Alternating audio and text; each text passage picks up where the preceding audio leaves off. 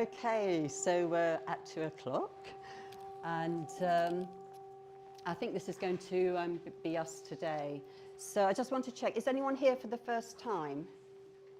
So a warm welcome to you. Anyone else? Yes? And a warm welcome to yourself as well. So what we're going to do, just to start off, is the reason that we're here is we're going for refuge to the three jewels. So we're going to salute the three jewels. So if you want to join us for those where it's the first time, fine. And if not, you can just observe.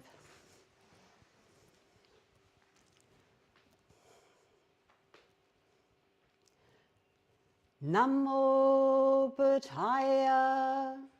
Namo Buddhaya. Namo Dhammaya. Namo Dhammaya. Namo Sanghaya. Namo Sanghaya. Namo Namah. Om. Ahum.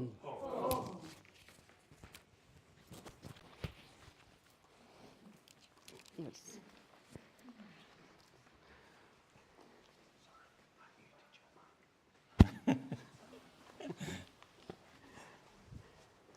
So there's some cushions at the front, or there's a seat at the front as well, for those just coming in. Okay, so for those of you who don't know me, my name's Satyamuni, and today we've got Suvajra joining us.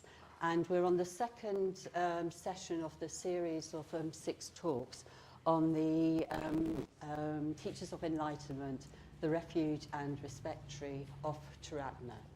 So last week, Dayanandi and Aparajita, I think, introduced the tree and gave an overview. And with Surika, apologies Surika. Gave an overview of the Refuge and Respect Tree, and I think Virochani also led the Refuge, going for refuge prostration practice as well for Mitra's training for ordination. So this is the second, and last week was very much, introducing the tree, and the people that I spoke to who were present also said that what was really pulled out was the use of imaginative faculties and also the importance of symbolism. So today we're going to focus on the present teachers of enlightenment. And in particular, Suvajra is going to share his knowledge and relationships and understandings of Bhante's relationship with Kachu Rimpoche and also Jamyam Khyentse Rimpoche. I know some of you who are in the room today have a long-standing connection and friendship with Suvajra. I didn't. So I'm delighted to introduce him. We met 4 weeks ago when Suvajra was leading a particular ritualized sadhana that entered the order. And it was the first time really that, well, the first time ever I'd spoken with you.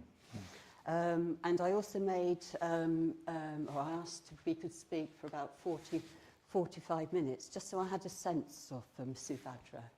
So Suvajra entered the order in 1978, and he was in community in Longsight at that time, so in Manchester.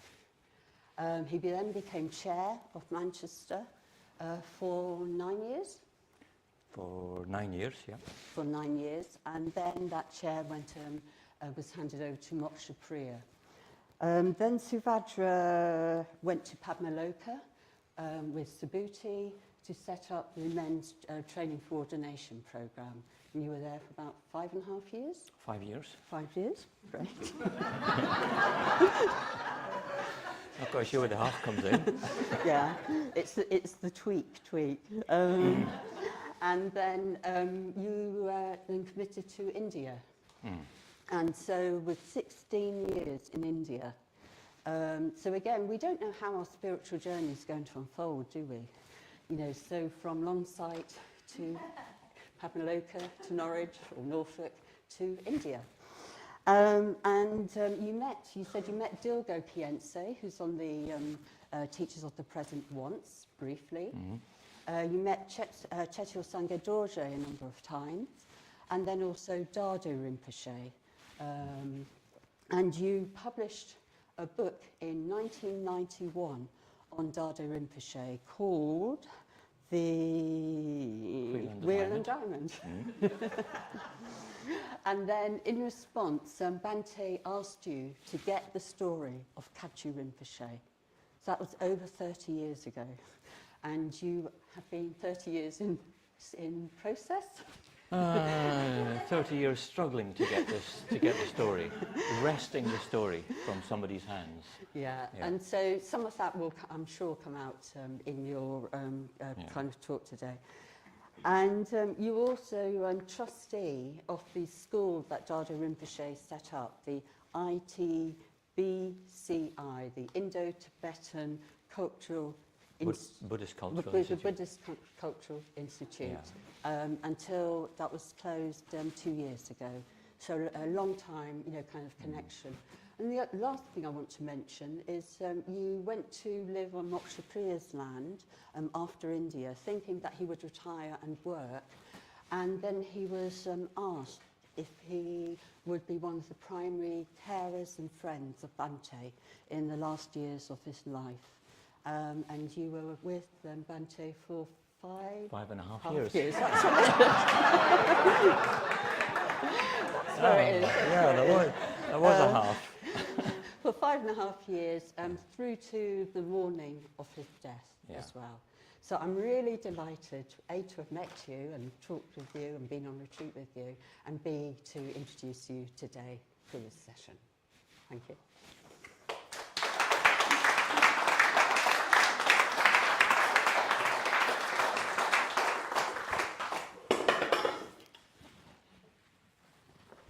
So, thank you very much for the introduction, and thank you for your welcome. Some faces I know, some names I know, some names I don't know, and some of you are my long-standing friends. So I'm very happy to be back here in Manchester and giving this talk, which will be roughly 45, 50 minutes, something like that. And then we'll have a little bit of a question and answer session. And then the afternoon will continue after that. So this series of talks is in celebration of the framed picture on the back wall. For those of you who haven't seen it, just turn around and have a look. And it's also projected on the screen there. And you'll see it's a sort of magical type image. It doesn't quite relate to biological, physical reality. It's a tree that flowers in the sky, and it's a lotus tree.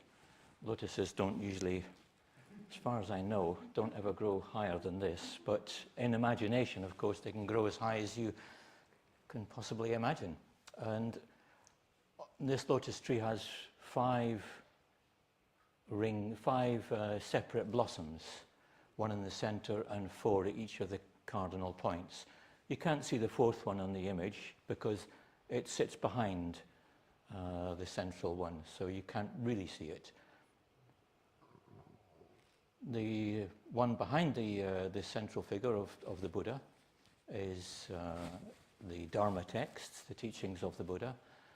To the left-hand side are the great figures of inspiration, the Bodhisattvas, who are trying to work for the benefit of all beings. On the right-hand side, the Buddha's historical disciples. And in front, our own teacher on a lotus, surrounded by 8 of his teachers. So that's where our focus is today. Those 9 figures on that front lotus. There are also 2 little lotuses with other figures just below that front lotus. Yep. Oh, look at this. Oh, wow. Yeah. Imagination doesn't work here. This is the real thing. So you see on the right-hand side the robed figure of Anagarika Dharmapala, who was a revivalist in a way of the spiritual life in Asia, especially Sri Lanka. And on the left-hand side, the Indian figure of Dr. Ambedkar, the first Minister of Law of independent India, who came from an ex-untouchable background, who grew up from being poor to being one of the great revivalists of Buddhism in India. That's a whole other story. You can see Sangharakshita sits at the front of the lotus. He's got some blue robes on. I don't have blue robes on. I've got maybe the nearest we can get for the moment. And he has in front of him a kesa, this piece of material, which is a traditional, it's actually part of the belt of a Buddhist robe. But in Japan it became quite simplified. They didn't take the whole robe often. They just took the belt and hung it round. That indicated that they'd made the commitment to the Buddhist order. And we've taken on that particular symbol as well in our Buddhist order, Triratna Buddhist order. Straight above Sangharakshita's head is the figure of Kachu Rimpoche. And above him, Kachu Rimpoche being one of his main teachers, and above him, another of the main teachers, Jamyang Khyentse Rinpoche. They're both Tibetan figures, and I'm going to tell the story mostly of Kachu Rinpoche, but also in relation to Jamyang Khyentse Rinpoche.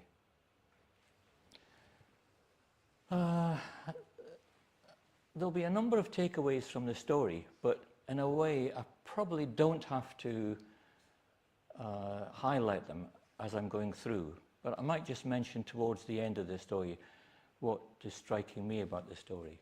But I think you'll find just the story itself is actually, it's quite an inspiring story, and the figure that he is and the figure that Jamyang Khyentse is a sort of, well, they're different characters. They've got different temperaments and they've got different histories. And each of them have got a relationship to Sangharakshita.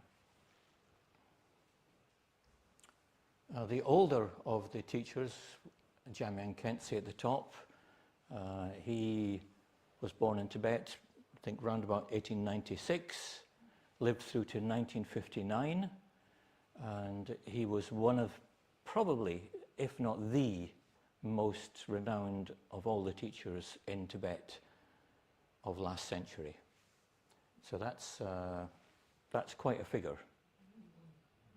He belonged to one of the four main schools of Tibetan Buddhism, the Nyingmapa school, for those of you who know that. And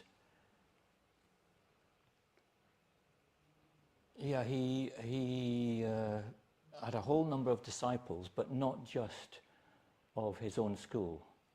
And he received teachings not just from his own school, he received teachings from all the schools and passed them on as they were given to him to the various disciples from all the different schools.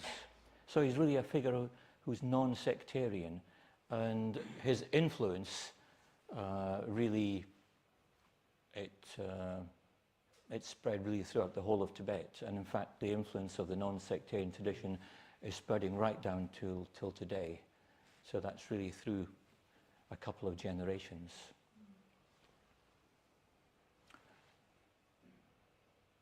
Jamyang Khyentse had a disciple in the figure of Kachu Rinpoche. But Kachu Rinpoche, although he'd been born in Tibet, he was actually recognized as being the reincarnation or rebirth of the previous Chief Lama of Sikkim. And for those of you who know their Indian history or their geography, you might notice that the very north of India, just before you get to Tibet, there's a little small state of India now called Sikkim. It was an independent country with its own king and court and so on. And the Kachu Rimpoches, that tradition of the Chief Lama of Sikkim, came down to Bhante's teacher, the Tulku, the incarnation of Kachu Rinpoche. This is the only photograph I know of the Tulku, or the reincarnate, before Sangharakshita's teacher, Kachu Rinpoche. So he was called Kachu Rinpoche. This one here on the slide. You can see he looks rather a plump figure. It's a very poor photograph. I tried to get as much out of it through digital manipulation, but you can't really get so much out of it. If we go back to the previous one, yeah, and you'll see there at the front of the photograph, there are two figures either side of the steps. The one on the left-hand side is Kachu Rinpoche. And that's, yeah, sort of as Sangharakshita would have known him. So if we leave the photographs there for the moment, okay? Just we'll come back to the story of Kachu Rinpoche. So he's born to a family in which that previous Tulku, that bad photograph I showed you there, that Tulku had said to one of his disciples, "I will come back in your house."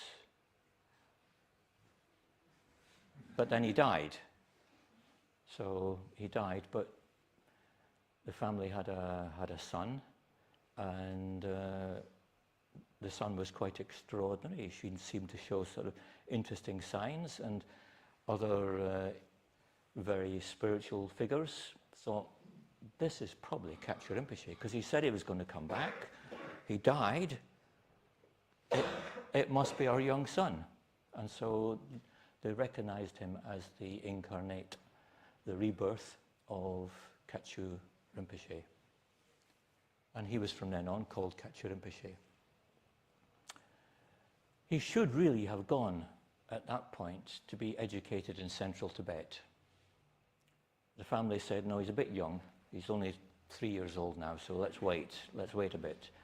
So when he was about, I think about 7 or 8 or 9, something like that, they decided, okay, it's best we send him off to the monastery now to get all the teachings that he needs to get. So they chose 2 monks to escort him to central Tibet. And it's quite a trek. No roads in those days, no proper roads, just tracks and little sort of journeys through jungles, through high mountains, through deep passes, through torrents, whole lot. Plus also through areas with bandits. And when they got to an area where there were notorious bandits, one of the young monks got a bit frightened, and he thought, I'm not hanging around here. And he bolted and left the other monk to look after the young boy, to escort him to central Tibet. The other monk panicked then and thought, well, I can't do it all on my own through this rough country. So he just took him and put him in the first monastery he could see, which didn't belong to the same tradition as the Kachu Rinpoches were. It belonged to another school, the Gelugpa school, the largest school of Buddhism in Tibet. It's a very scholastic tradition, quite different from the Nyingmapa tradition of Kachu Rinpoche, and he was brought up in that tradition. And he fared well. He became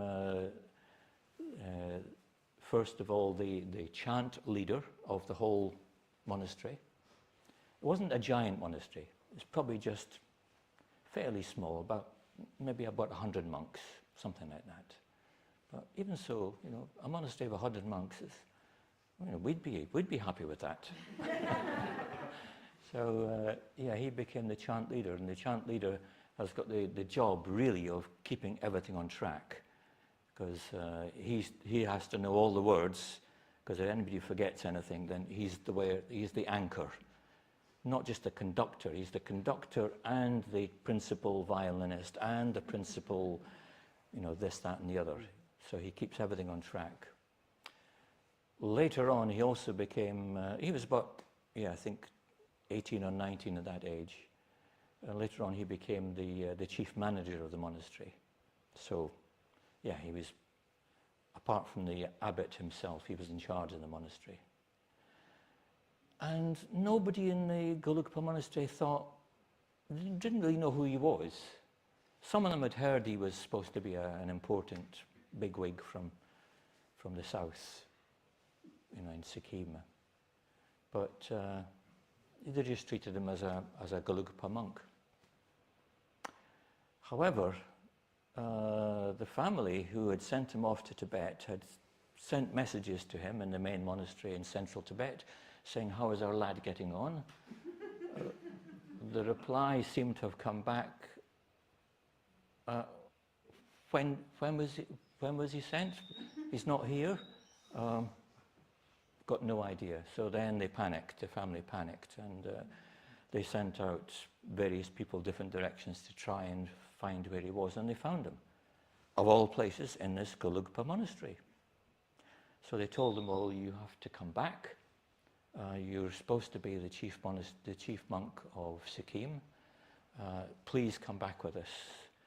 He said, "I'm not ready yet. I will come, but just give me a little bit of time." And what his idea was that he was going to go and meditate in some caves and some secluded places before he took up that post as the abbot of the chief monastery in Sikkim. So he went off to do that. He succeeded. He meditated here and there, and he found some very good teachers. And then he entered into Sikkim, but he couldn't go to his monastery quite then, but it wasn't quite the right day. It wasn't the most auspicious day. It had to be worked out through sort of astrology. So they worked out, yes, it would be this day on this month you should enter. So in the meantime, he just camped in a tent in the jungle, just meditating, quite happy on his own. This is a jungle in Sikkim, which are, they're not really very good places. There are lots of leeches and, wild animals, but leeches are the worst. So he's just there, quite happy. And who should he meet in the jungle but a Tibetan, a nun. She's not Tibetan, you could see that. In fact, she was French, and she was a nun in the Tibetan tradition. And she was a nun who had a connection with our teacher, Sangharakshita. We saw him earlier on there. And she had taken teachings from Sangharakshita. She got fed up with him. She went to one of Sangharakshita's other teachers, Rimpoche. She took ordination from him. She fell out with him. She's walking in the jungle in Sikkim. She's depressed. She's thinking about committing suicide. And she walks into this jungle clearing, and there's a guru. So, she was really happy. So she almost, as it were, fell at his feet, and she was really impressed with him. He said, she knew a bit of Tibetan. She could manage some Tibetan. So he asked, you're a nun in our tradition. So she explained what she was. She was a novice nun. And, who's your teacher? And then she complained about her teacher. And then, which which meditations are you doing? And she said which meditation she'd been doing, the main one. And he said, no, you're not doing that meditation. You haven't done that for 6 months. Now, how he knew that, you have to just guess. How did he know that? She thought, he's telepathic. He's definitely my guru. He's definitely my guru. So, yeah, she takes up with him. And when she goes back from Sikkim and she meets Sangharakshita, she tells him that she'd met this new guru. So, yeah, he's quite interested. Okay, yeah, fine, good. But, of course, he knows that she's a bit of a handful. And she was a handful all the time that she was there. Short time afterwards, Sangharakshita is in Sikkim and he meets Kachu Rinpoche. And they seem to get on very well. That Kachu Rinpoche's already got a little bit of Nepali language. Sangharakshita doesn't have Tibetan, but he's got Nepali and Hindi. So they managed to communicate. And to cut that long story short, he becomes one of the main teachers for Sangharakshita. He's quite an unusual character. All the other teachers that Sangharakshita has sort of regarded him as being spiritually adequate. Not just adequate, actually spiritually self-sufficient. They thought, yeah, he's a pretty amazing guy, this English monk. And so they just helped him as best as they could. If he asked a question, if he asked this or that, or wanted this or that, they would try and help him to get it. But Kachu Rinpoche was different. He sort of treated Sangharakshita in a more fatherly way. And Sangharakshita said that of all the teachers, he was the only one who did that, and that sort of like stood in the place of his father, giving him bits of advice, giving him encouragement, asking, did you get this yet? Have you studied that yet? Have you investigated this yet? And if he hadn't, he would arrange for him to get that particular set of teachings or go in that particular direction. So Sangharakshita said he was very, very appreciative, grateful for Kachu Rinpoche doing that. He didn't get much of the story of the life of Kachu Rinpoche. I'm pretty sure he didn't know until I found out through trying to get the history that Kachu Rinpoche had been brought up first of all as a Gelugpa monk and then becomes the chief monk of the Nyingmapa tradition in Sikkim. Quite a jump. The two traditions are usually contrasted as being almost opposites. They're not quite opposites. Perhaps the extremists in each camp might be thought as being complete opposites. The other thing that Sangharakshita noticed was that he was quite a rough diamond.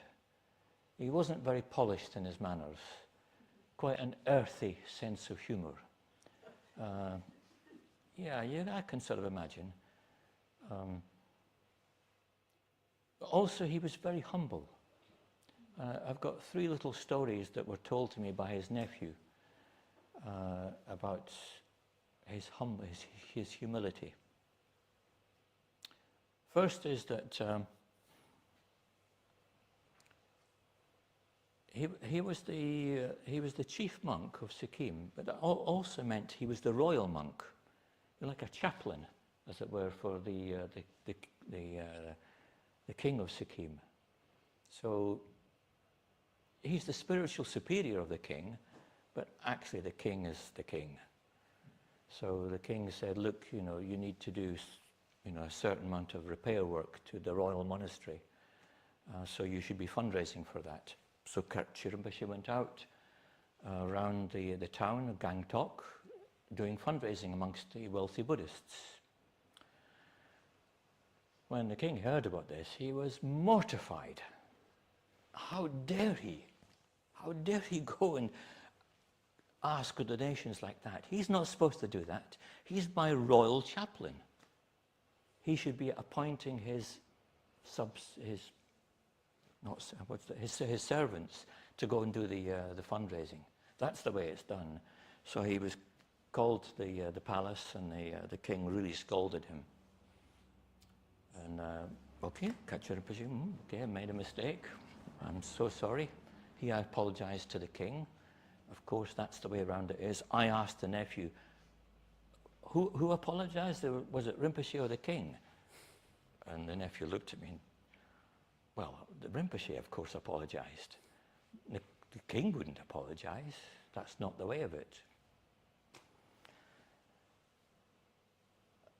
A second thing was that there was a very important dignitary coming from the palace, and arrived in a taxi with a taxi driver. And Rinpoche knew he was coming, so came out of the monastery. And usually you greet a dignitary with a long offering scarf, white offering scarf usually, and you hang it round their neck, and it's seen as like a form of blessing as well as a welcome. And it was a very long scarf, almost getting down to the ground. And having welcomed the dignitary, he turned and welcomed the taxi driver too, in the same way, with an equally long scarf. No sort of, well, you know, I'm the abbot of the chief monastery. I'm the king's chaplain. I welcome the dignitary, but the taxi driver, you go and give him a scarf, okay? No, he bowed down to him, you know, and yeah, we've got that on a photograph. The taxi driver's dressed up as well. There we go, yeah. So you can see Rinpoche with his hat on, and he's passing across the scarf. It's not quite down to the ground as I remembered it, but it's still Rinpoche bowing down to the taxi driver. Third one is he had terrible toothache, and he was going to get his tooth pulled out, but the people in Sikkim said, no, you don't do that here. You go to a dentist here.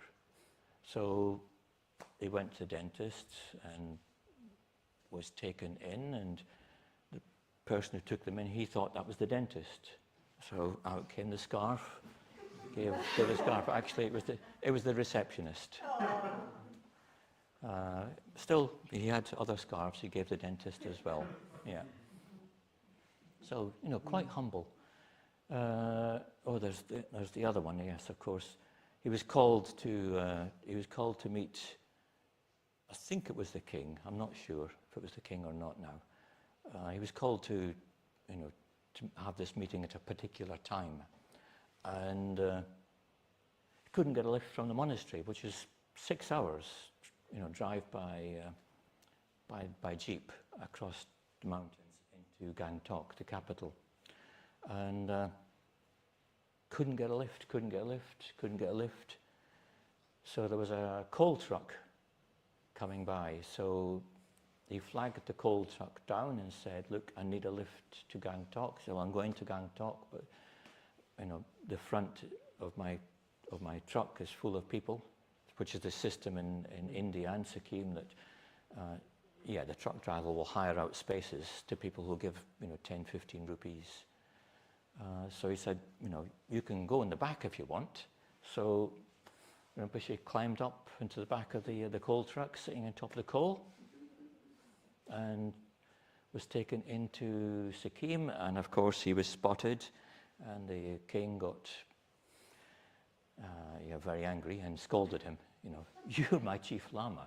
You can't be taking a truck like that, sitting this like an ordinary person amongst the coal. But for the Rinpoche, no, it was for him, the most important thing was to get there on time to meet the king. So those are three little stories that tell you his humble sort of origins and his humility. Jamyang Khyentse, his teacher, had come out of Tibet when Tibet was invaded by the Chinese.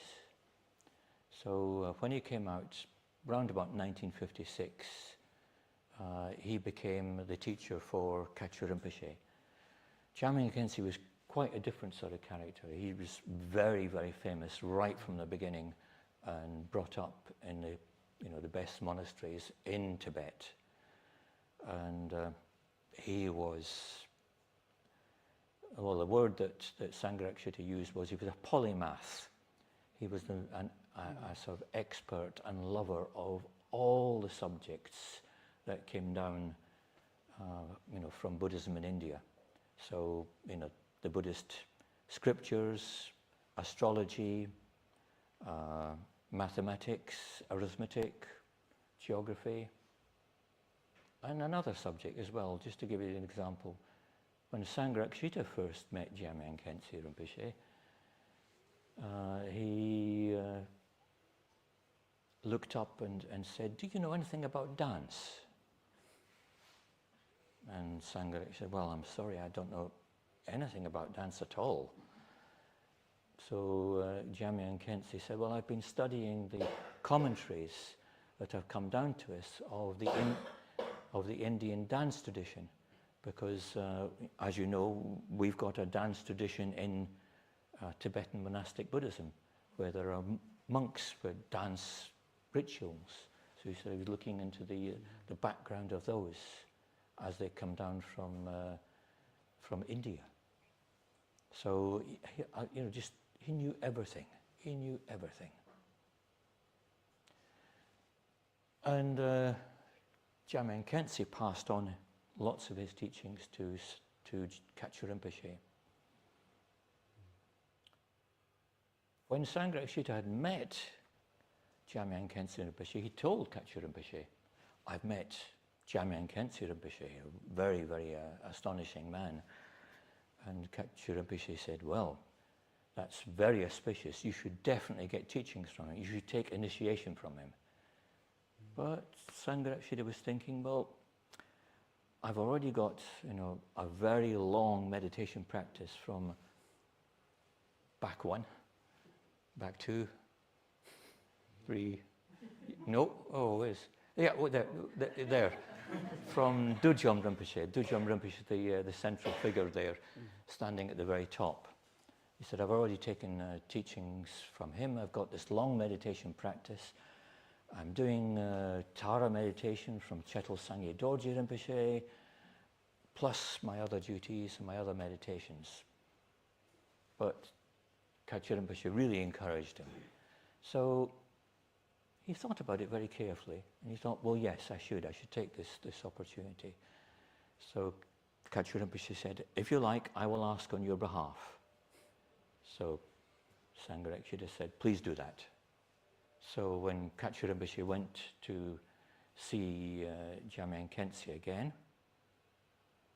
he said, "I've got this student, you've already met him, Sangharakshita, the English Lama. Would you give him initiation?" So Jamyang Khyentse said yes, he would. In fact, he would give him 4 initiations into 4 meditation practices. So Avalokiteshvara, the Bodhisattva of compassion; Manjushri, the Bodhisattva of wisdom; Vajrapani, the Bodhisattva of spiritual energy; and Tara, the Bodhisattva that's like the female Bodhisattva who's like the quintessence of compassion. So he said he would give those 4 meditation practices to him, which he did. And those have come down to many of us order members. Some of us meditate on those figures in that way that was passed down from Jamyang Khyentse. Jamyang Khyentse, not long afterwards, 1959, died in Sikkim, and he was, as great figures in Tibetan Buddhism are, his incarnation, his rebirth was recognized, and you'll see standing on the left-hand side of Dudjom Rinpoche at the middle of the photograph, you see there's a young boy monk there. That's the new Jamyang Khyentse Rinpoche. Nowadays he's called Dzongsar Khyentse, after the monastery where he's taken on charge of Dzongsar Monastery. So I'm covering, a number of things here, dotting about backwards and forwards, but I want to bring in another element. On the photograph, the front, I said Kachu Rinpoche was on the left at the bottom of the steps. On the right at the bottom of the steps is Kachu Rinpoche's brother. Now you'll see he looks just like all the other monks. He's got monastic robes on, but he's not a monk. He's actually a layman. He's a married monk. Not really monk, it's not the right word. Our words are too sort of limited. There's other words that are used, but he's a married monk. And he was also called Rinpoche, a precious one. So you have Kachu Rinpoche and Serdup Rinpoche. And Serdup Rinpoche is a different type, it receives a different sort of teachings from Kachu Rinpoche. Kachu Rinpoche receives teachings from, like Dudjom Rinpoche in the photograph there, from his other teacher, Kachu Rinpoche, and other figures. Serdup Rinpoche, his brother, received mainly the teachings from their father, because their father was a spiritual man who held teachings from his father or from his uncle. And their tradition came down through what's called the bloodline. We would call it the bloodline. They would call it the bone line. So it goes down from father to son or father to nephews. So the two of them hold two lineages of teachings. Lineage of inspiration, certainly, but lineages of teachings too. So the teachings mostly that Serdup Rinpoche was given were the ones connected to the previous Kachu Rinpoche, who was the teacher of their father. He was the one who said, I will come and visit your house. But he didn't. He died. And so when Kachu Rinpoche was born, he thought, okay, this is Kachu Rinpoche. So the teachings from the previous Kachu Rinpoche were given to Serdup Rinpoche. And the teachings from Dudjom Rinpoche, from Jamyang Khyentse Rinpoche, and other teachers were passed on to Kachu Rinpoche from the broad tradition of Tibetan Buddhism, but also concentrating on what were the things special for Sikkim. And there were special teachings connected with Sikkim. So those teachings get passed on to Bhante, to Sangharakshita, through Kachu Rinpoche, but not through Serdup Rinpoche. He didn't have many pupils in the same way as Kachu Rinpoche or the other teachers had, because he was mainly an artist. Now, if you've read Sangharakshita's Teachers of the Past, no, what's it called now? What's the book called? Precious Teachers. Yeah, it's called Precious Teachers. If you read that text, you'll see that there he says that Kachu Rinpoche one day took out from underneath his bed a head that had been cast of the statue, I think it was of Avalokiteshvara, and he told Bhante that he had, or Bhante understood it, that he'd made it. But actually, Kachu Rinpoche's nephews and the niece all say he was not an artist. Kachu Rinpoche was not an artist. He didn't make that. Probably either between Sangharakshita's Nepali or Kachu Rinpoche's Nepali, there was probably a causative word in the language saying, I caused it to be made. I asked my brother to make it. He was the one who was the artist. And he cast many of the statues, not just in the royal monastery. The royal monastery was one with all the monks in front of it. Yeah, there we go. not a great palatial building like some of the monasteries are in Tibet, but it required a lot of repair, and it required statues to be made, and Kachu Rinpoche's brother mostly did those. But he also did casting of statues for other monasteries around Sikkim as well. He built stupas. He did all sorts of things. There's a tradition of passing on a teaching, one of the main teachings of the Nyingmapa, which is passing on the idea of the pure land that the Nyingmapas think of, called Copper Color Mountain, where the great mythical teacher,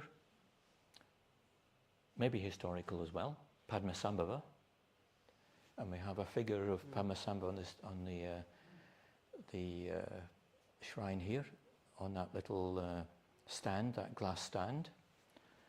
He's the main spiritual inspiration that comes down through Kachu Rinpoche's tradition, the Nyingmapa tradition. So it's imagined that Padmasambhava lives in this mythical imaginative land called the Copper-Coloured Mountain. And there was an old model of it on the top floor of that monastery there, Pema Yangtze Monastery. But it was, I don't know what condition it was in, but he said, Kachu Rinpoche said to his brother, look, it's a pretty poor show for us. Could you make a new one? His brother Serduk Rinpoche said, yeah, I could. I have to carve it. I haven't done any carving before, but I could probably do it. So Kachu Rinpoche said, okay.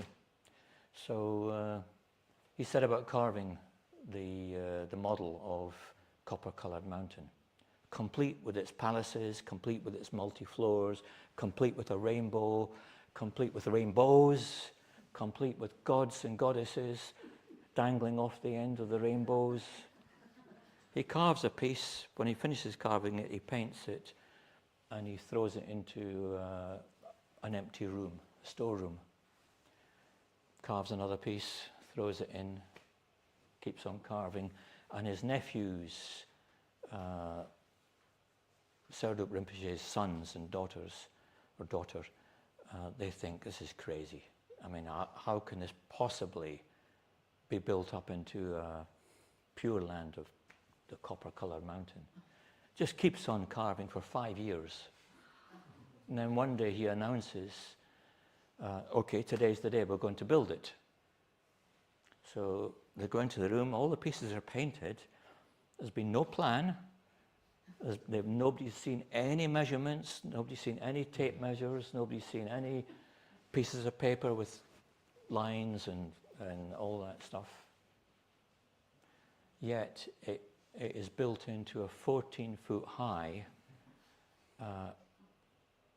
fantastic structure. It's just amazing. I mean, you just, Lego doesn't have a look in, not a look in.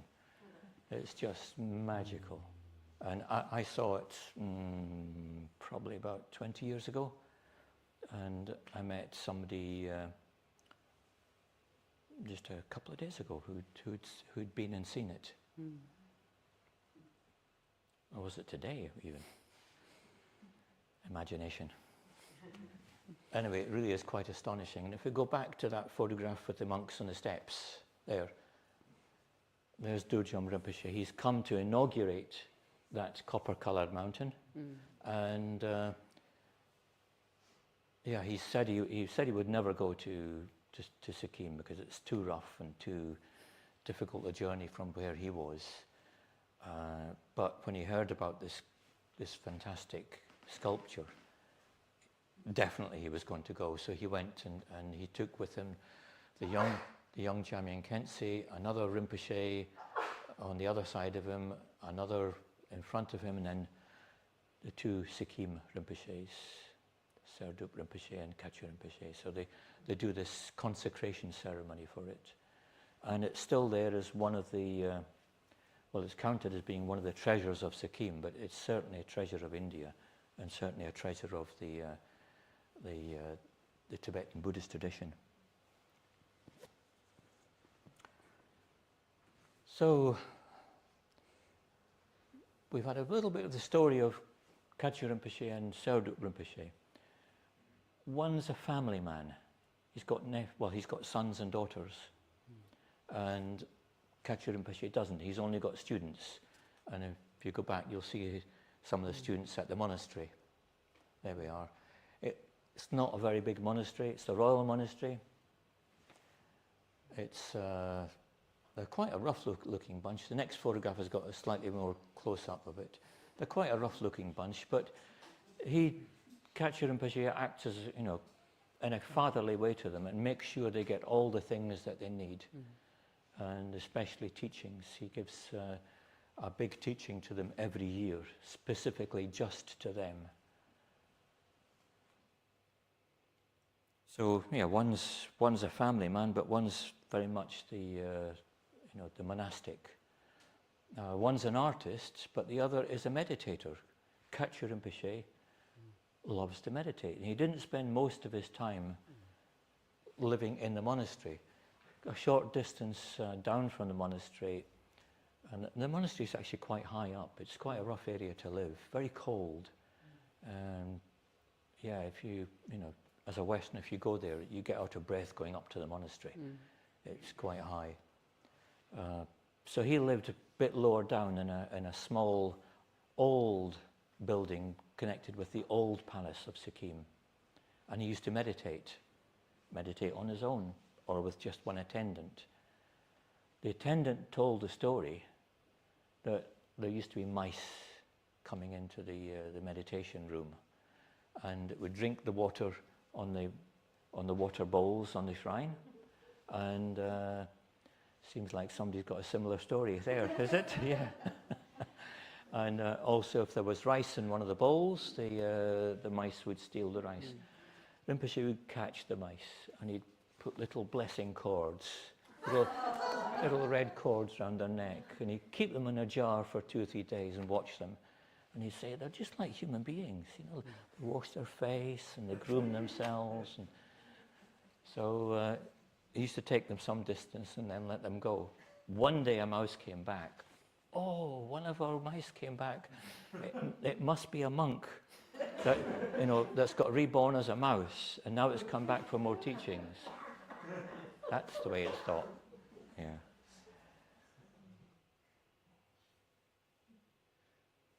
And then the last thing I want to say about the two of them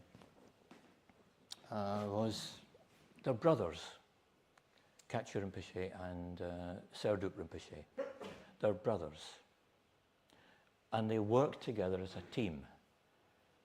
Serduk Rinpoche came from South Tibet after Kachu Rinpoche had received his inauguration as the premier monk of Sikkim.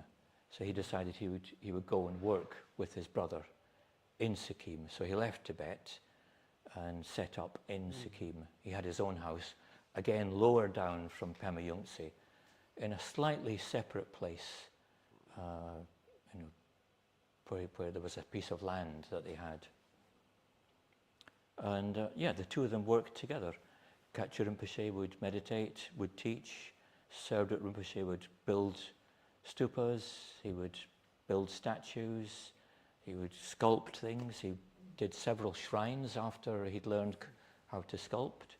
And in a way, the two of them revived Buddhism in Sikkim. Revived it in a way that it had never been. It was more than just a revival, in fact. It was like a re-establishment of Buddhism in Sikkim.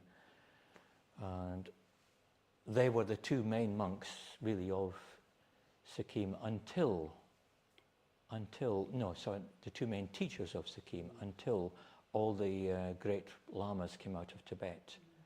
If you go to Sikkim now, it's full of huge, ornate, very rich monasteries and nunneries. Extraordinary. Money have come from Germany, come from Denmark, come from Taiwan.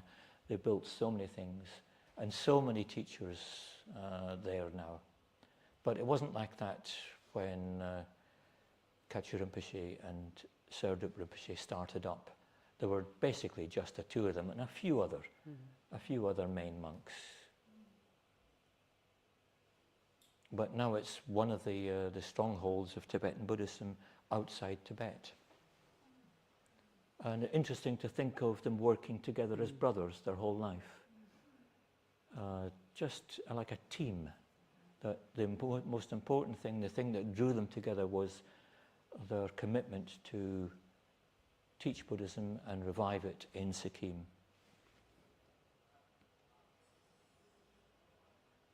And yeah, many of those young little boys there to be old men now. And you know, some of them will remember those teachers. So there I'm going to stop the main line of the talk for the moment. And there may be questions. Is this the time for questions? Yeah, I think we've got about 20 minutes for questions, if anyone would like to ask and respond, and then we can have a leg stretch before the next aspect. So I just want to thank you very much, Suvajra. Okay, welcome. I was also thinking with the questions, hopefully you will be heard, and if not, then Stephen will signal me and I'll stand near you or pass this microphone over. So I wait for your signal. Yeah, probably easier just to have to pick time by last time.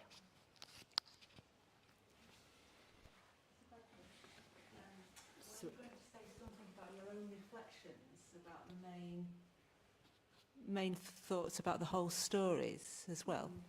Yeah, I thought I'd done that. Oh, did you? Oh, okay. Okay. Is there any more? No, I was thinking, yeah, I wasn't going to spell it out for you too much. I said that part, didn't I? So, yeah, one was artist and meditator. One was family man monk. One was meditator, and meditator and artist, I should say. One was family man, and one was I'm not a family man. So I think it gives you an idea that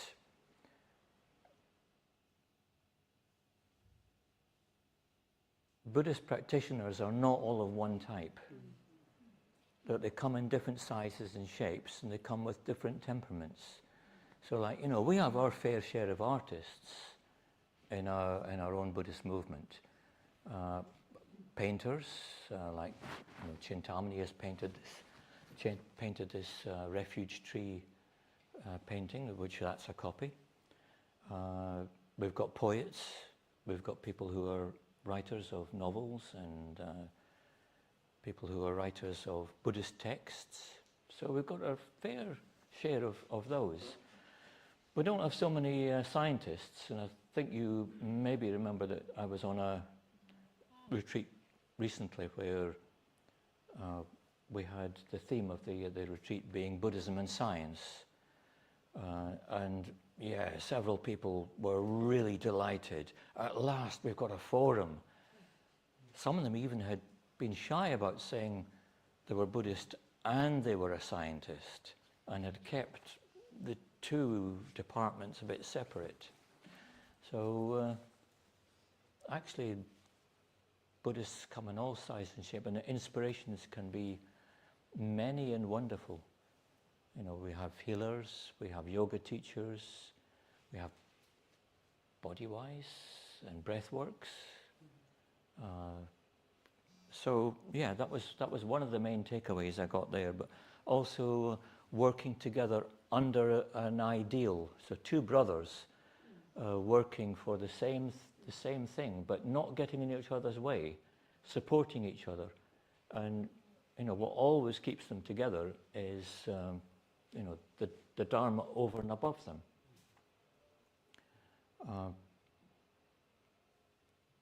Serduk Rinpoche had, if I remember correctly, it's 4 sons. I've met all 4 of them. I think there's only the 4, and 1 daughter. And you know, there's always sort of in a family room for quarrels and so on like that. But Sangha Rinpoche worked for his family, but worked for Buddhism. Kachu Rinpoche worked for the monastery, worked for Buddhism, just spreading it. Whatever was needed, that's what they did. Anyone else with a question or reflection? Hi, I'm Moksha Sari. I've often wondered where Sangharakshita's idea of the order being non-monastic and not lay came from. And, you know, I'm reminded of that with these two brothers in a sense. But I wonder if you can cast any more light on that. Was that from a number of sources? I think it's ideas? not just from. I think it's not just from seeing Sangha Rinpoche and Kachu Rinpoche, but those two, you know, he definitely knew of. Quite a few people used to say that Sangha Rinpoche wasn't a good influence on Kachu Rinpoche, that Sangha Rinpoche drank too much. Well, it's, you know, Tibetan Chang, the rice beer, or millet beer, or barley beer, it is quite strong. You think it's... I did taste it once and got a bit tipsy. I was told, don't, it's too strong. And I tasted, no, it's not too strong. Yeah, after about an hour. So, you know, the two of them actually had sort of like quite different lines, but they were both very spiritual characters. But others of Sangharakshita's, like Mr. Chen, the Chinese teacher, he was not a monk, he was married, and his wife was also a spiritual person, and she meditated and she did a number of practices. But Mr. Chen went on to become a hermit, a yogi. And yeah, he lived in one house in Kalimpong, where Sangharakshita was. But almost all of the time was devoted to meditation and puja. Extraordinary. Half an hour a week, he would see some visitors. Half an hour a week. Gosh. So, he was technically a layman. There's not many examples of female teachers that Sangharakshita had. At least not female Buddhist teachers. I think he learned when he came across people. The Kazini of Sikkim, she was one of those that probably gave him quite a bit of a political education, because she was a very political character, perhaps even more than her husband, who was the chief minister of the new state of Sikkim after they toppled the king. But Dudjom Rinpoche, Jamyang Khyentse Rinpoche, Chetal Sangye Dorje Rinpoche, and Kachu Rinpoche all had at least one female teacher, the same one, and probably one or two of them had another particular female teacher. Mm-hmm. So they wouldn't have been, well, they weren't, as far as I understand. No, one was a nun, and one was not a nun. So, you know, that's probably come down to him as well, that he knew about those teachers being female.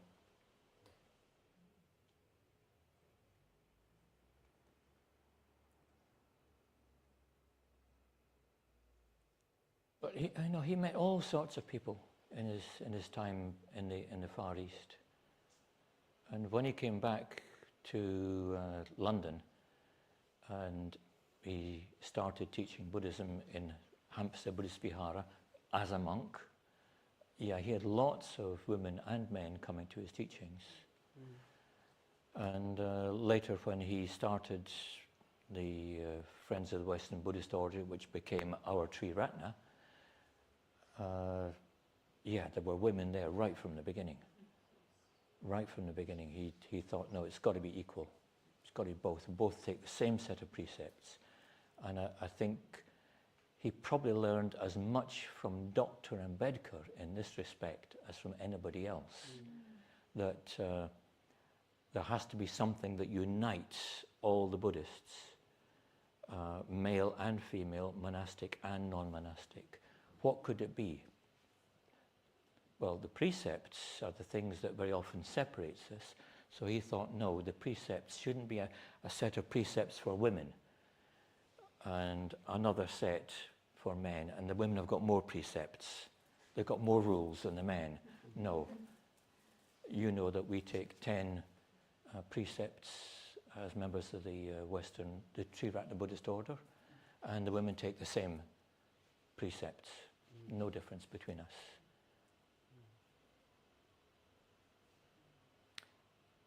And yeah, he's seen, looking back, no doubt also on the lineage that his teachings have come from, that, you know, they've all got their teachers, and their teachers have got teachers, and those teachers have got teachers, and it sort of gets, you know, it gets very wide, but it has to come down. If you're going to form an order, one particular group with harmony, it has to come down to a particular thing. So actually we do have inspiration that's come down to us, not directly from the women's side, not directly from, say, necessarily lay teachers, but it's just Buddhism that's come down to us, and we're carrying it on.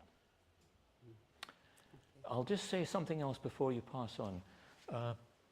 One of the other takeaways that I did mention, but I was going to come back to it, but I forgot, was the non-sectarian element in Jamyang Khyentse and in Kachu Rinpoche, because he was educated as a Golugapa, and then he's teaching Nyingmapa. So, and without thinking there's any disharmony between them. So that's also a takeaway, that those two teachers have got, you know, a sort of very sort of wide, they cast their net very widely amongst Tibetan Buddhism. But he also had a Chinese Buddhist teacher with the Chinese traditions. He had a Theravada Indian teacher who had received, of course, the Theravada teachings, which are popular in this whole of South Asia. So all that comes down to us, and that's what the Refuge Tree is saying in a way. We've got all that lineage come down, the whole lot comes down to us. Thanks, Suvajra. Did you want Mahbub? Hi, Suvajra. That Dzongkha Rinpoche, is that the one who's got his own movement now, Siddhartha's intent? Is that the same? Sorry, I didn't hear that. Oh, one of the incarnations of is Dzongkha Rinpoche. Yeah. Yeah, is he the guy who's got his own movement now? Or is it? He does have his own movement, but Yeah. it's not. I mean, he's not just got his own movement. He's got many monasteries and many colleges, Buddhist colleges, that he's, you know, involved in. But he teaches widely in the West. Yeah. Teaches worldwide. Yeah, he seems to be quite a creative guy, doesn't he? He does seem quite creative, but he also seems very traditional in some ways. Yeah. Very traditional, and surprisingly traditional. Yeah. Thanks. He's one of the ones that said. I spoke about tulkus, the tulku being an incarnate lama, somebody who's recognized as being a rebirth, and he said, tulkus? What do we need tulkus for? Who would have tulkus? Do without tulkus, get rid of them. Because you choose a boy to be an incarnate lama, who knows how he's going to turn out? With any luck, he'll turn out good, but there's been a number of rascals. And that's in a way what he was getting at. That Dzongkha Khyentse said, you know, who would need tulkus? And certainly, you know, we didn't have in the earlier tradition before Tibetan Buddhism, we didn't have reincarnate, reborn teachers, monks, nuns, lay teachers, laymen, lay women. They grew up on their own merits, not on choosing, well, oh, this is my rosary from my previous life. This is my fountain pen. Or as one of the other teachers that he remembered in a cupboard, said, it's in the cupboard underneath the shrine, my teeth. And yeah, they opened the cupboard and wrapped in a piece of cloth were a pair of false teeth. Even that could be enough to become a recognized tulku. I have a question. Microphone. Yeah. Do I need to even closer? All right. Yeah, I didn't think. You've been talking about lineage and tradition, and my question is mainly more around the nature of discipleship as a type of relationship. Yeah, good. I wonder, so it's like two-layer question. One is, what was Sangharakshita, our own teachers, relationship with their teachers, with them? Well, what was, if Sangharakshita commented on his relationship with his teachers, and what was that relationship like? And also, you know Bhante quite closely, and also, I guess if you can say a bit more about your discipleship, for lack of a better word, relationship with Bhante. So one, Bhante with his teachers, and then your relationship with Bhante. Am I invited back for a second talk? Am I? Yeah, that's probably a second talk. Okay, a little bit. And I think it's quite straightforward, the relationship between Sangharakshita and his teachers, that each one was a personal, individual relationship. And it wasn't a relationship to a reborn guru, a tulku. They might have been recognized as a tulku by the Tibetan system, but that wasn't why he had that person as a teacher. He found them worthy of giving him teachings. He thought they were wise enough, compassionate enough. Looking at their life, he really respected them. And so, even though we have, like, for instance, the recognition of Jamyang Khyentse Rinpoche in that figure on the left-hand side of Dudjom, Dzongtsar Khyentse Rinpoche, even though he's now a monk in his 60s, he wasn't one of Sangharakshita's teachers. He never met him, and he wasn't going to, go and find out, oh, is this my teacher reborn? He didn't have that much faith in the system getting it right all the time. And Dharma Rinpoche himself, and this comes across in my book, The Wheel and the Diamond, said that he didn't want to be recognized as another teacher. He said there's every chance, just like with some of my own teachers, every chance that it could be the wrong recognition. So, don't recognize me. I will find my own way if I've got the power to do that. If I don't, then it's going to go wrong. So Sangharakshita's relationship was always with somebody because of who he found they were. They were worthy of his respect and faith. And that respect and faith continued right down until his last days. So especially in the last few years of his life, when I was with him in Adhisthana Retreat Center, helping just care for him, help him nurse him at times. He had dreams in which he saw all his teachers. He kept them in his heart all that time. And there was a new biography came out of Jamyang Khyentse Rinpoche, and a biography. And he asked me to read as much of it as I could to him. He wanted to find out more about his teacher. So my relationship, in a way, I sort of like take things from him to heart. So Yeah, I mean, I've got like a mythical world that's got, I go to sleep and I dream of Tibetan lamas and teachers and pujas and all sorts of things. But it's usually all through Bhante. I don't, apart from dreaming of Dharma Rinpoche, who was the one I wrote the life story of, I don't think I've had any dreams other than Dharma Rinpoche and Sangharakshita. If there's been other lamas, and there have been many of them, they're just general lamas or general monks. They're not any particular one. Sometimes also nuns. That's happened too. But they're general. So it's like somewhere in my heart, it's coming out in dream, but it's Sangharakshita and Dharma Rinpoche.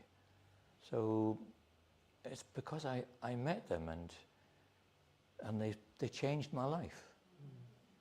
Meeting Dharma Rinpoche, even though they were just 2 short meetings, we only got 2 days at a time, 2.5 days at a time in Kalimpong in those days when Dharma Rinpoche was alive, because it was so close to the Chinese border. You were only allowed your visa for that, your permit allowed for that short period of time. But still, in those days, that was enough to make a connection for me with Sangharakshita, with Dharma Rinpoche's teacher, Sangharakshita.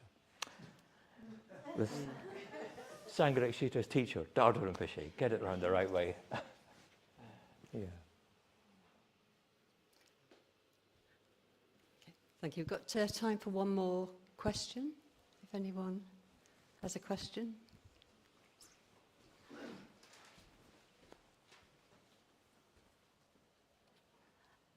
Thank you very much. It was really interesting. I was just wondering if you could tell us a bit more about how you found the life story of these teachers, because I know you were asked to, but where did you start? Yeah. Well, Dharma Rinpoche was straightforward because I went on pilgrimage to India and I specifically wanted to go and see him. And I had the idea to start on his life story. Luckily, another order member, Satyapal, had already done some work, so I built on his work. But Sangharakshita said, see if you can get Kachu Rinpoche's life story, because he's not famous, not like the other teachers. And if the story disappears, then we'll never get it. We won't. I said, so you have to get it. And the best place to start would be with his nephew. And 2 of Kachu Rinpoche's nephews stayed with Sangharakshita in his monastery in Kalimpong. And he was teaching them English and looking after them. Kachu Rinpoche just came one day and left them and said, look, I want you to look after them and teach them English. And both of them remember Sangharakshita. So Sangharakshita said, meet the nephew. He's called Nangze Dorje. So where do you start? I started in Kalimpong. I met Bhante's old friend, the Qazi, the chief minister of Sikkim. And I just happened to mention that I was looking for Nangze Dorje. He said, oh, well, he's the government's chief secretary of the ecclesiastical department. So I went into Sikkim, went to the ecclesiastical department. I asked the secretary, could I meet Nangze Dorje? And Nangze Dorje was actually in the next room. The door wasn't closed, there was just a curtain, and he could hear this foreign accent saying, wanted to meet Nangze Dorje. Nobody calls him Nangze Dorje, they all call him N Dorje. So went in and we developed a friendship from there on, and I sort of became a bit of part of their family. And when I go to Sikkim, I stay with them, him and his wife, and I get passed on to the other brother and the other brother, and even I haven't stayed with the daughter, but yeah, there's a connection there too. So I've gone to the brothers and the niece to get the story. And there's more of the story to come. Serdrup Rinpoche wrote his own life story, and it's a fat manuscript about this thick, about the size of a respectable novel, and it needs to be translated. And Mr. Dorje, where's the camera? Mr. Dorje, if you're listening to this, I want the rest of the story, please. Your father, Serdrup Rinpoche, was an amazing man, and he wrote an autobiography. And along with Kachu Rinpoche's own short little biography, we have the whole story there of two brothers in the Dharma. We all want this story, don't we? Yes. You can't see, Mr. Dorje, you can't see the audience here. There's about, 50 people here? More than that, yeah. Please, we have to do it. I'm 71, and you also are 71. I met you 30 years ago. We've got to do it. That's a lovely way to end, beyond time and space. So thank you. So I'd like to, on behalf of us all, just really thank you for bringing, the kind of stories and the lives, of the teachers and the lineage, and also emphasising, for me, which is about what unifies us, and how do we work and cooperate. Quite often say about cooperation of energies, whether that's embodied energies or we can't quite see those energies. So just on behalf of us all, shall we thank Suvajra? Thank you.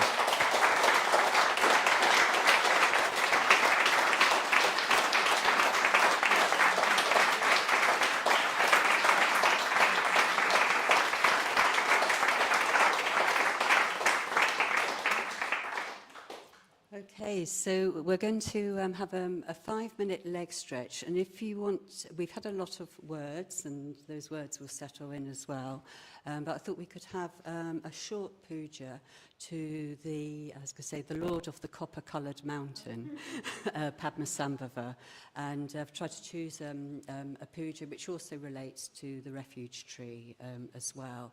So for those of you who are going to stay for the puja, a 5-minute break and leg stretch, and then also at 4:30, after this, the Refuge Tree series session, there'll be a half-an-hour break for those of us staying on for the presidential handover.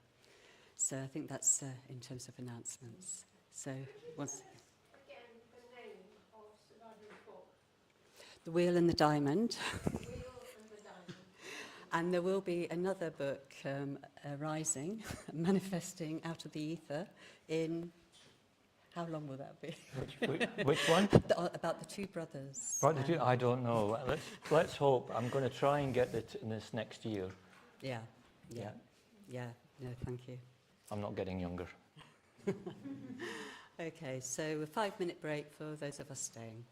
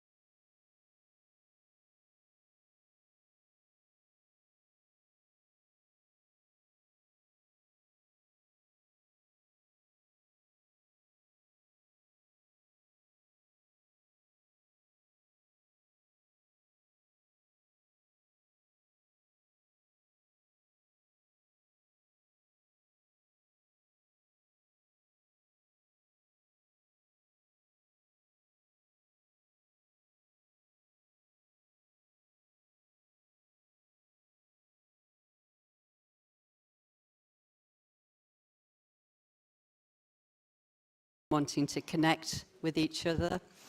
But now we're just going to allow the energies to gather through our body and just engage, with the refuge and respect tree, use of imaginative faculties, but also it's a ritualized aspect as well, and devotional, and this is where also puja then is an aspect of relating to the refuge and respect tree.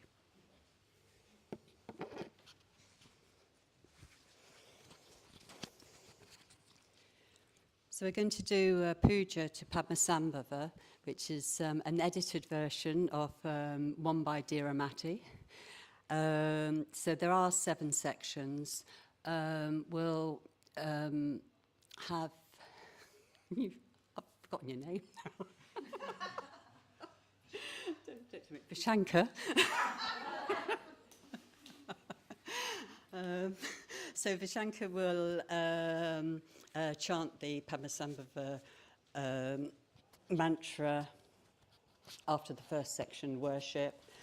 Then we'll have going for refuge, refuges and precepts, the 5 refuges and precepts in unison. Thank you. Thank you. Then the third section is called resolve, then confession, and then rejoicing in merit, entreaty to appear, and transference of our merit.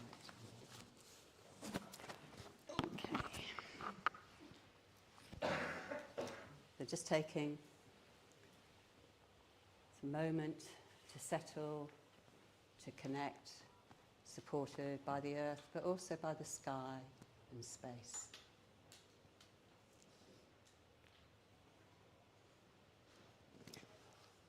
So the wish-fulfilling jewel, a puja to Padmasambhava in call and response. Worship. Guru Rimpoche. Guru Rimpoche. Wisdom mind of all Buddhas. Wisdom mind of all Buddhas. Essence of all fields of refuge. Essence of all fields of refuge. In the turbulent ocean. In the turbulent ocean. Of birth. Of birth. Old age. Old age. Sickness. Sickness. And death. And death. You manifest for the sake of all beings. You manifest for the sake of all beings. Fulfilling all aspirations and desires. Fulfilling all aspirations and desires. Extending the teachings of the Buddha. Extending the teachings of the Buddha. Like the petals of the celestial lotus. Like the petals of the celestial lotus. O Guru Rinpoche. O Guru Rinpoche. Yogi possessing all siddhis. Yogi possessing all siddhis. Guru pointing out. Guru pointing out. The meaning of the teachings. The meaning of the teachings. Opening the Dharma doorways. Opening the Dharma doorways. For all. For all. Freeing the hearts. Freeing the hearts. Of all. Of all. Fierce and powerful. Fierce and powerful. Patient and gentle. Patient and gentle. Deep intuition. Deep intuition. Sudden insight. Sudden insight. Dynamic appearance. Dynamic appearance. Salutation to you. Salutation to you. Guru Padmasambhava. Guru Padmasambhava. We have mantra and offerings. Om Ahom Vajraguru Padmasri Hom. Om Ahom Vajraguru Padmasri Hom. Om Ahom Vajraguru Padmasri Hom. Om Ahom Vajraguru Padmasri Hom. Om Ahom Vajraguru Vajraguru Padma Siddhi Om. Om Ahom Vajraguru Padma Siddhi Om. Om Ahom Vajraguru Padma Siddhi Om. Om Ahom Vajraguru Padma Siddhi Om. Om Ahom Vajraguru Padma Siddhi Om. Om Ahom Vajraguru Padma Siddhi Om. Om Ahom Vajraguru Padma Siddhi Om. Om Ahom Vajraguru Padma Siddhi Om. Om Ahom Padma Siddhi Om. Om Ahom Vajraguru Padma Siddhi Om. Om Ahom Vajraguru Padma Siddhi Om. Om Ahom Vajraguru Padma Siddhi Om. Om Ahom Vajraguru Padma Siddhi Om. Om Ahom Vajraguru Padma Siddhi Om. Om Ahom Vajraguru Padma Siddhi Om. Om Ahom Vajraguru Padma Siddhi Om. Om Ahom Vajraguru Padma Siddhi Om. Om Ahom Vajraguru Padma Siddhi Om. Om Ahom Vajraguru Padma Siddhi Om. Om Ahom Vajraguru Padma Siddhi Om. Om Ahom Vajraguru Padma Siddhi Om. Om Ahom Vajraguru Padma Siddhi Om. Om Ahom Om Ahom Vajraguru Padma Siddhi Om. Om Ahom Vajraguru Padma Siddhi Om.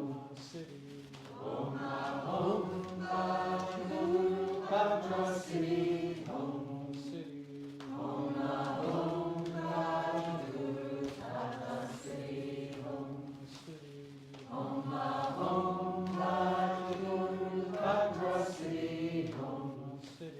Om Ahom Vajraguru Padma Siddhi Om.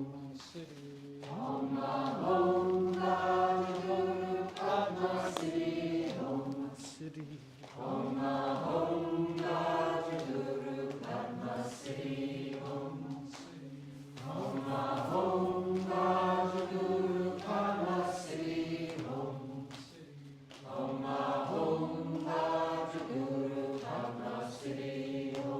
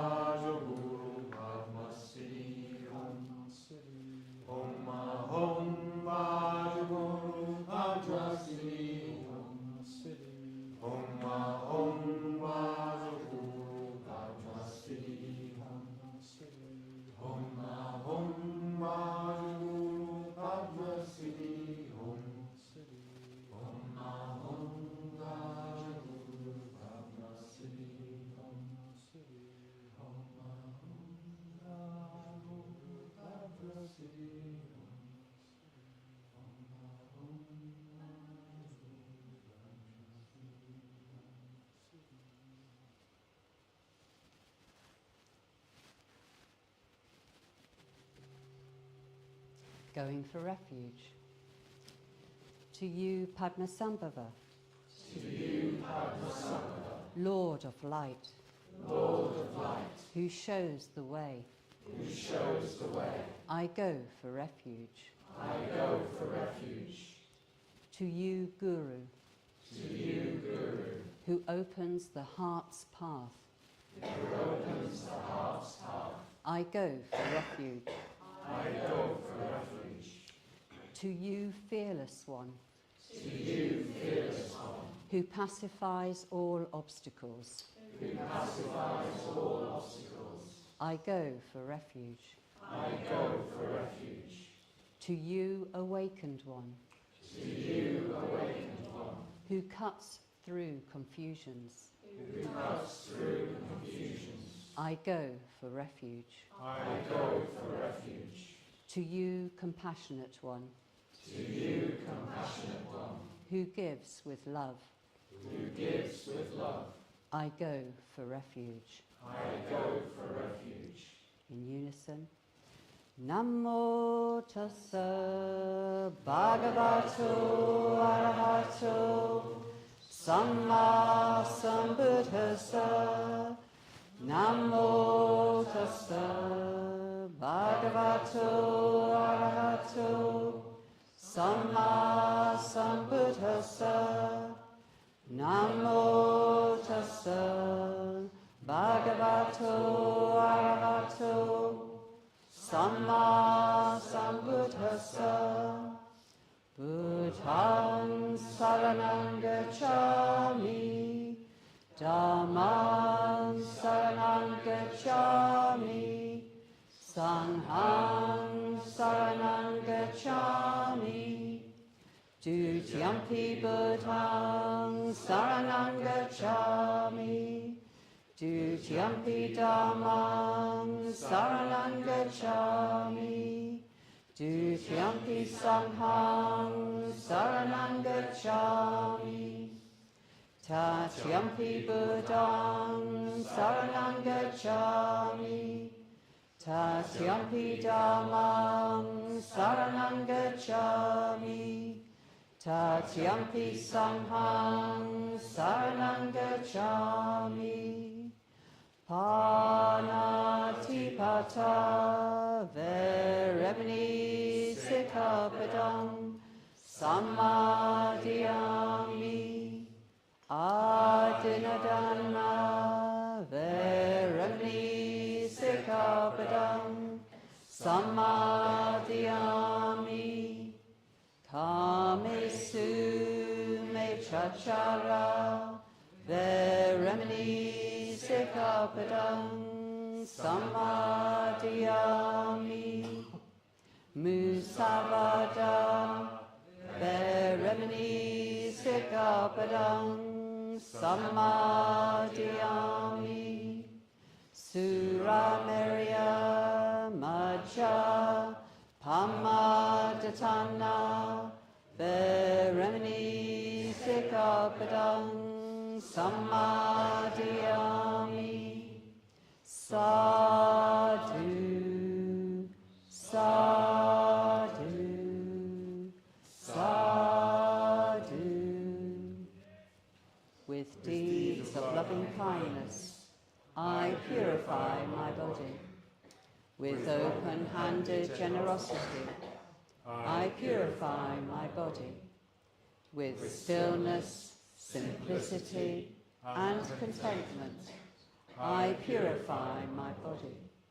With truthful communication, I purify my speech.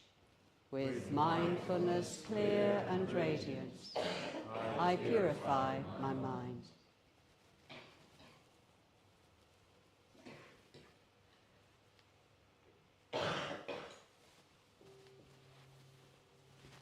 Resolve. Padmasambhava. May I be pure of heart. May I be pure of heart. With clear seeing faith. With clear seeing faith. May I be pure of conduct. May I be pure of conduct. Opening into compassion. Opening into compassion. May I be pure in friendship. May I be pure in friendship. Listening and encouraging. Listening and encouraging. May I be pure in intention. May I be pure in intention. With a mind drawn to others. With a mind drawn to others. May I be pure in giving. May I be pure in giving. With a selfless heart. With a selfless heart. May I be pure in thought. May I be pure in thought. Not holding to words and ideas. Not holding to words and ideas. May I be pure in substance. May I be pure in substance. Without clinging or grasping. Without clinging or grasping. May I be pure in meanings. May I be pure in meanings. recognizing the flow of appearances. Recognizing the flow of appearances. May I be pure in listening. May I be pure in listening. Seeking guidance from the wise. Seeking guidance from the wise. May I be pure in speech. May I be pure in speech. Giving voice to loving kindness. Giving voice to loving kindness. Confession. Due to my former skillful actions. Due to my former skillful actions. I have obtained this precious human body. I have obtained this precious human body. Due to my merits. Due to my merits. By no means small. By no means small. I have met the sacred Dharma. I have met the sacred Dharma. Due to these auspicious conditions. Due to these auspicious conditions. I have received the blessings of the Guru. I have received the blessings of the Guru. Yet careless in my actions. Yet careless in my actions. Loose in my speech. Loose in my speech. Divisive and grasping in my thoughts. Divisive and grasping in my thoughts. Bringing harm to myself and others. Bringing harm to myself and others. I have wasted time in serving my self-desires. I have wasted time in serving my self-desires. Failing to guard my mind. Failing to guard my mind. I have fallen into error. I have fallen into error. My mind leaping this way and that. My mind leaping this way and that. Following one impulse after another. Following one impulse after another. Without any reflection. Without any reflection. I cannot take advantage. I cannot take advantage. Of the wealth that is my own.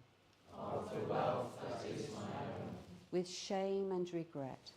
With shame and regret. I confess to this ignorance. I confess to this ignorance.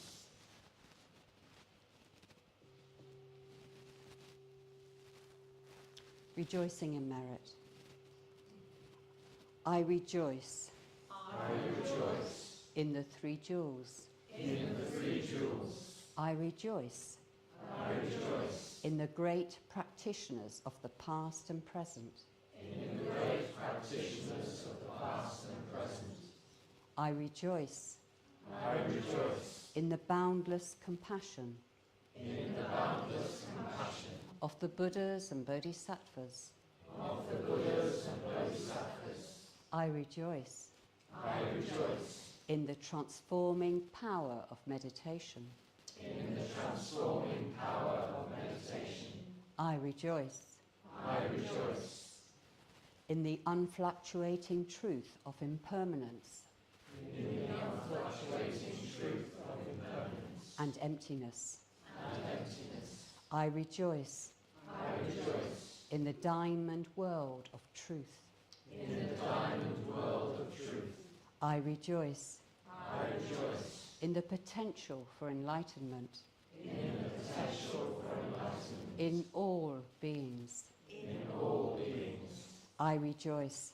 I rejoice. In all my Dharma sisters and brothers. In all my Dharma sisters and brothers. I rejoice. I rejoice. In the path of beauty and imagination. In the path of beauty and imagination. I rejoice. I rejoice. In my own root guru. In my own root guru. Urgyen Sangharakshita. Urgyen Sangharakshita. I rejoice. I rejoice. In the glorious guru of this world. In the glorious guru of this world. Padma Sambhava. Padma Sambhava.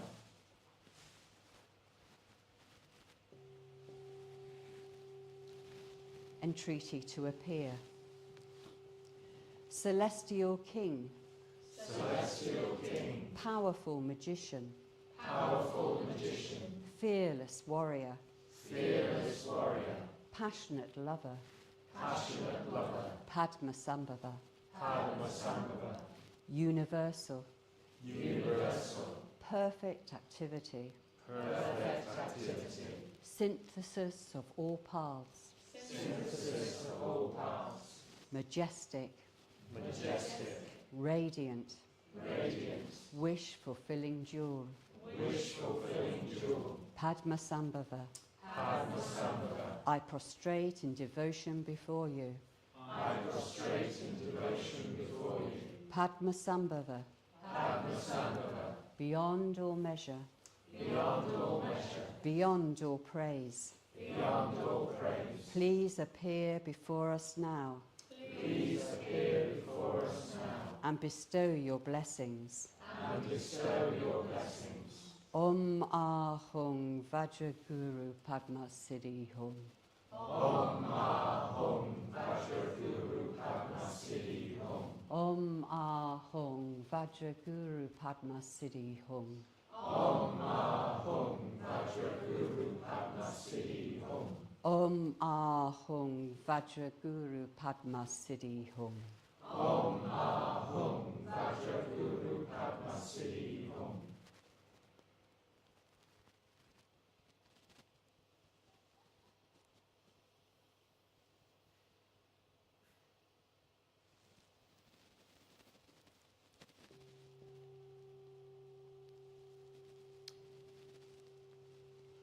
Dedication. May the immense suffering engulfing the world May the immense suffering engulfing the world be turned into peace and happiness. be turned into peace and happiness. May those forces plunging this age May those forces plunging this age into darkness and turmoil into darkness and turmoil be uprooted and converted to the path of the Dharma. be uprooted and converted to the path of the Dharma. When people wander, When people wander, lost lost and hopeless on the road of being, and hopeless on the road of being, may they find the path of truth and happiness. may they find the path of truth and happiness. When diseases, old age and weakness creep in, When diseases, old age and weakness creep in, may our minds remain clear, may our minds remain clear, calm calm, and full of love. and full of love.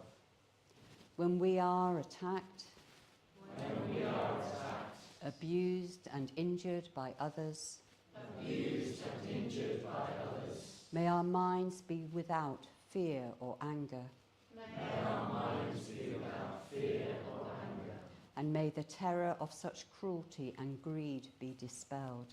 and may the terror of such cruelty and greed be dispelled.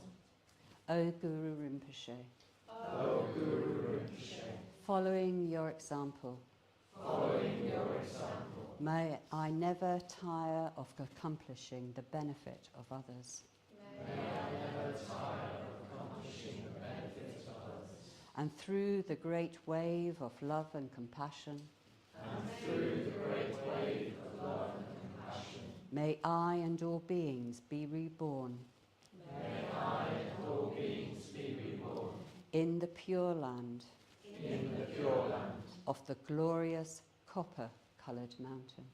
of the glorious copper-coloured mountain. Om Ahung Vajraguru Pema Tetrensa Vajra Samaya Jasiri Pala Homa Om Ahung Vajraguru Pema Tetrensa Vajra Samaya Jasiri Pala Homa Om Ahung Vajraguru Pema Tetrensa Vajra Samaya Jasiri Pala Homa Om Ahung Vajraguru Pema Tetrensa Vajra Samaya Jasiri Pala Om Aham Vajra Guru Pema Tadrinsa Vajra Samaya Jasiri Pala Om Aham Vajra Guru Pema Tadrinsa Vajra Samaya Jasiri Pala Om Aham Vajra Guru Pema Tadrinsa Vajra Samaya Jasiri Pala Om Aham Vajra Guru Pema Tadrinsa Vajra Samaya Jasiri Pala